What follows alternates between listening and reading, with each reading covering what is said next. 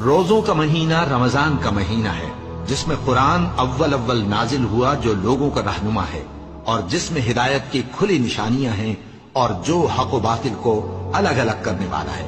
تو جو کوئی تم میں سے اس مہینے میں موجود ہو چاہیے کہ پورے مہینے کے روزے رکھے، اور جو بیمار ہو یا سفر میں ہو تو دوسرے دنوں میں روزے رکھ کر ان کا شمار پورا کر لے۔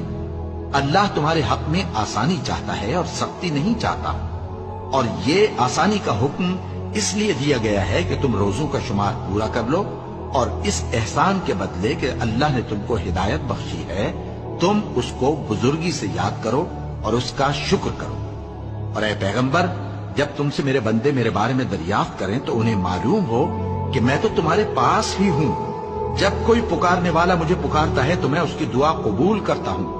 تو ان کو چاہیے کہ میرے حکموں کو مانیں اور مجھ پر ایمان رکھیں تاکہ نیک رستہ پائیں۔